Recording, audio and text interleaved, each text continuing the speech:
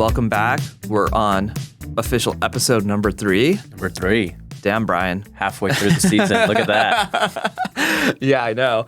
So we're going to double click on, again, we talked about this a little bit last time. Seems to be a spicy debate in the Twitter world, if you're on Twitter, D2C Twitter, around what attribution setting to be using in meta properties especially. And so we're just going to start with what are the different attribution settings that are possible in meta, and then we'll talk a little bit about what they mean exactly. And then most importantly, we're going to spend time for you guys to understand what settings should you use and why, or how you can ask that question for your brand rather. So yeah, why don't you just walk us through what the different settings are? Yeah, so the settings are pretty much how your Facebook media is going to optimize and how much signal it's going to use.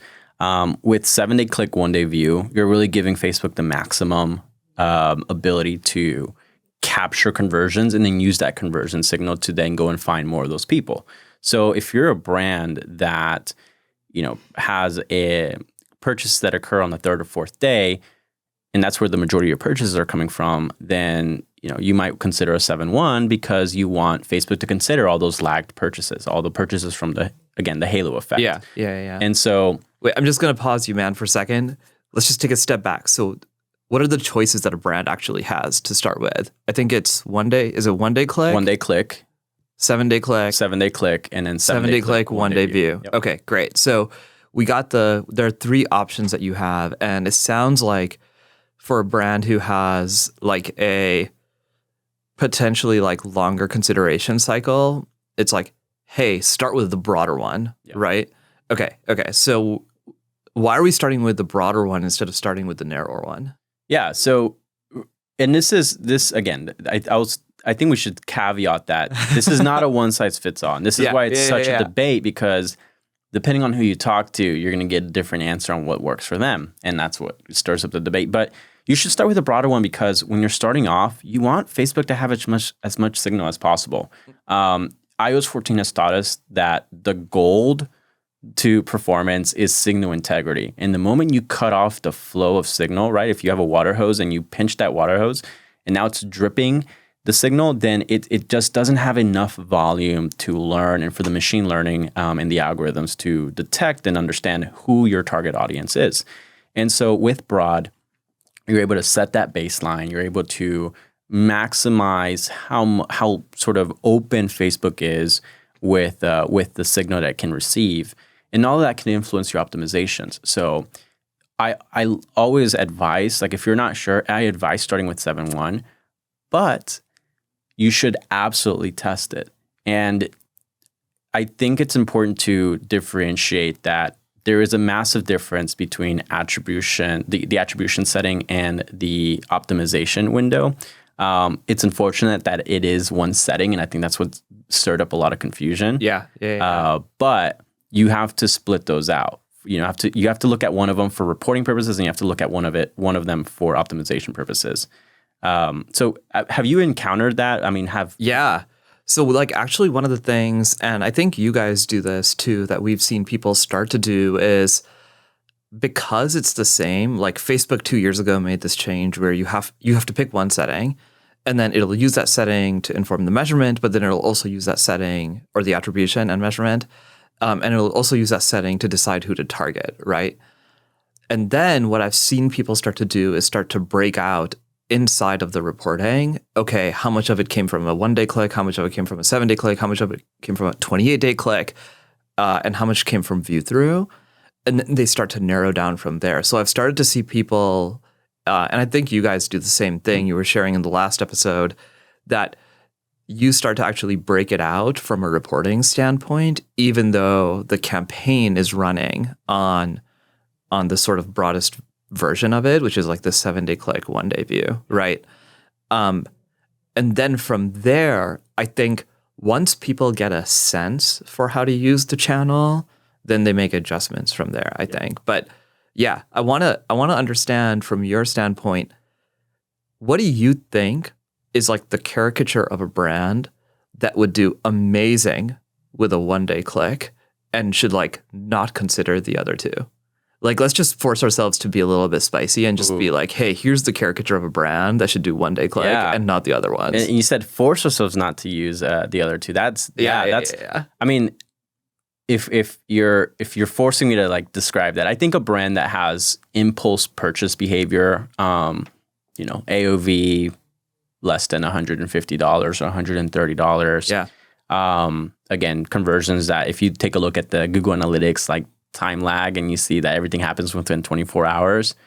I think those are brands that, because the volume of sales are occurring within the 24-hour window, they would probably benefit from a one-day click. And not to say there wouldn't be a need for testing the other two, because I would love to go into that and how to actually test them. But you would do well. You should do well in theory. Again, because Facebook's able to optimize towards that, and it's not going to go out and find people that take a little bit longer, right? But this time, Facebook kind of has a good understanding of people's purchase behavior. Do I, as an audience or a customer, does it take me a couple of days before I purchase after clicking an ad, or am I the type of person that clicks on an ad and buys right away within the same session? Facebook has a lot of that signal. And if you are a brand where the majority of your purchases are happening within 24 hours and you open that up to 7-day click, 1-day view, you may have spent impressions on people that aren't impulse buyers. They take a while. They take a high consideration. So you're in essence spending media in ineffective areas, and that can bring down your cost per acquisition, that can increase your cost per acquisition, can bring down performance. And that's where you see some of that like performance differences. And it's what causes some people to go, hey, I'm a one-day click advocate. This is the only way, but you should test it. Yeah, totally. What about you? What would you describe as a brand that should use 7-day click, 1-day view? So I think, so I'm pretty biased here because my view in general is actually what you were saying earlier, which is that you want to go broad first, and actually you want to maintain a certain amount of media spend broad. And then you want to consider on a campaign basis, like, hey, do I want to optimize a certain campaign for a certain type of behavior, right? So go 7-day click, 1-day view, and start to understand like where does your audience fall out, right? Because even within the 7-day click, 1-day view, you're going to have a bunch of people showing up in the 1-day click if you're an impulse purchase type of product. And then you're going to have people who lag.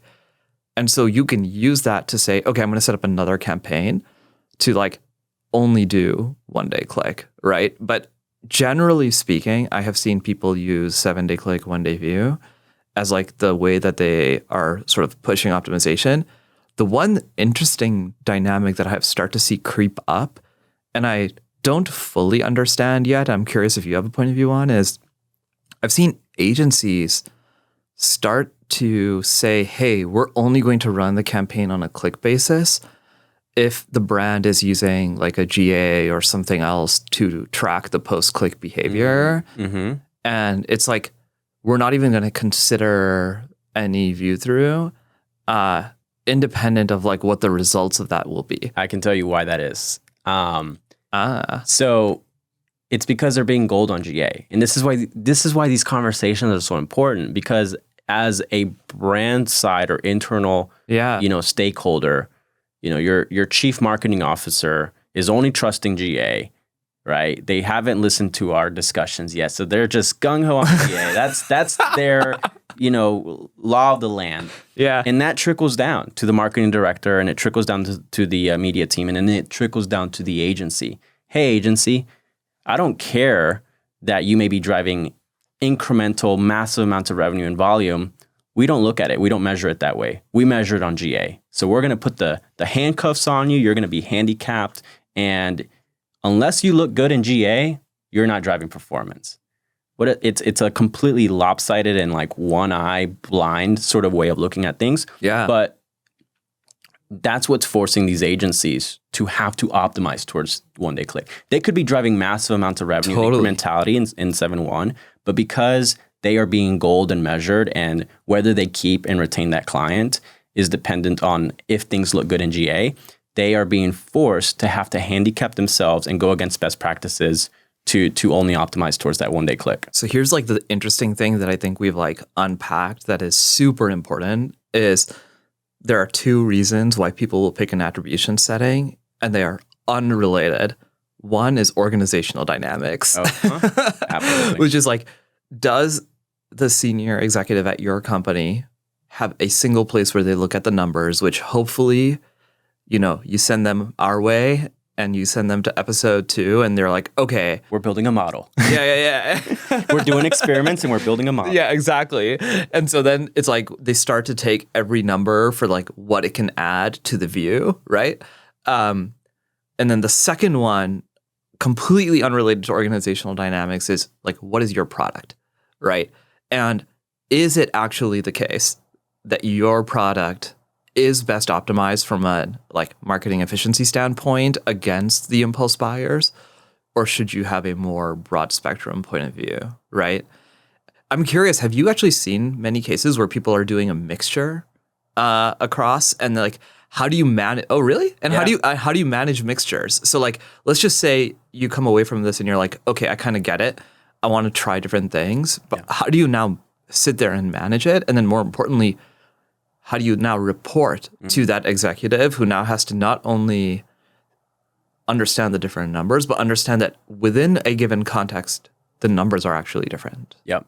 So this is where the compare attribution settings feature in Facebook, or not even just Facebook, but any channel, they usually have this capability. That's why it's so important. So at Nood, we started off 7.1, right? We wanted signal resilience. We wanted as much feedback loop as possible. We were creating our baselines. Then we were like, hey, what would happen if we switched this to one-day click? So we actually ran the split test, broad audience, same exact ads. We ran one test where it was optimizing towards 7.1, and we ran another test where it was optimizing to 1.0. And it was a split test, same budget, same time, everything. And so I used that compare attribution settings or feature to compare the results in the broken out attribution settings of one-day click versus 7-day click versus the view through. And I saw that even though I had my 7-day click, one-day view setting, it actually drove a higher ROAS and a lower cost per acquisition in one-day click. So my hypothesis was right in that more signal meant better performance. Here's where it gets crazy.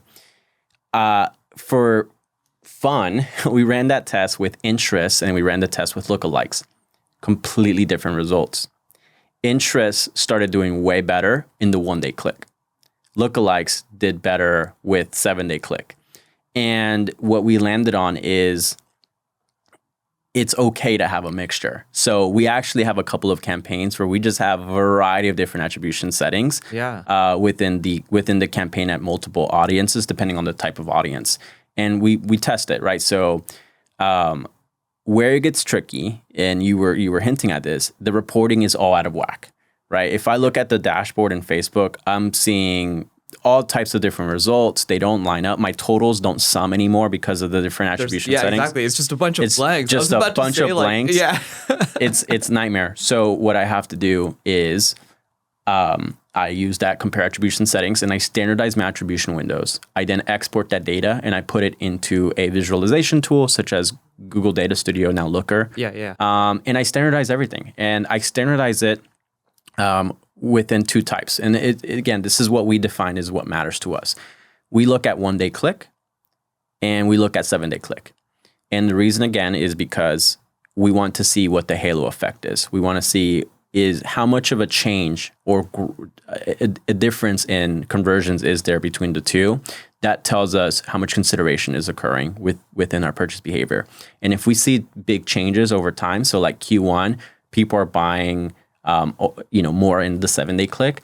And in Q2, it starts to get, that difference starts to get smaller. And then in the summer, it goes down. That tells me that summer is a period where people's consideration phase completely changes. So when you start to track that over time, it can get super interesting when you compare like holidays or, Q4 buying behavior versus New Year for our brand. So that's why it's fun to look at it. It's just kind of a proxy to assess seasonality for us as well. Little hat tip there. But we do look at both. We standardize the views, and it's what we report on, and it's what I got internal buy-in. And what mattered the most is making sure that internally we were all on the same page. We could have another episode about like profit and loss and P&L, marketing P&L and all that. Definitely. We're going to have a lot of episodes on the internal reporting because, I mean, I actually think marketing and finance are going to become like, you know, close siblings where previously they were able to live a little bit separately. They are going to basically start to merge in a very big way. And, you know, as a head of marketing, if you cannot report on a full P&L, you're not going to be speaking the same language as your boss. Like it's you know, they're going to be expecting to understand it in that way. And so you have to be able to speak to it in that way. Yeah. One of the things I'm going to do for our audience is ask you, do you think that you can somehow help people set up that looker model that you built to understand the difference between a 7-day click, 1-day view versus 1-day click and do the comparison and like export that data? It's like, I would love for people listening to have a resource. So guys, I'm doing my best. I'm asking Bryan if he's going to be able to somehow make that resource available. Let's see. I put him on the spot. No, hopefully absolutely. He'll do it. Look, I love, that's why I'm doing this too. I love teaching I guess it's in my blood. So no, I will happily create it as a template. I'll do a little Loom video to like walk through how to use the template, and it'll be helpful. I think another great resource is going to be that P&L as well. Yeah. Why I say that is that this is great. Let's say you're an agency or you are a media buyer or consultant, and you don't have access to, you know, the finances of the business. This is a great proxy for that. But if you are a director or, you know, CMO or a C-suite stakeholder in an organization, big or large, the P&L is ultimately what matters. And you're using these attribution settings, you're using Facebook's reporting, all of that. You're using that as a proxy for the health of your P&L. But if you can get access to your P&L, go there. This is just a great proxy to understand how these changes might be influencing the P&L over time as well. Awesome. All right.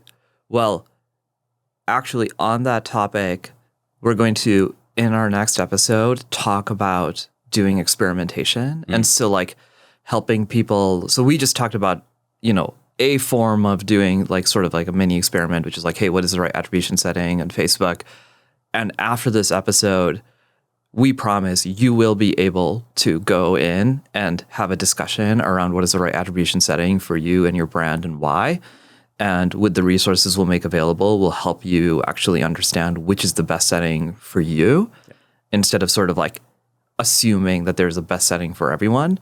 And in the next episode, we'll dive into now how do I do experimentation and how do I actually get better and better at actually understanding what is my media telling me and where am I getting real, you know, a word that gets tossed around, incrementality or incremental lift or incremental consumers to come into the door. So stay tuned for the next one.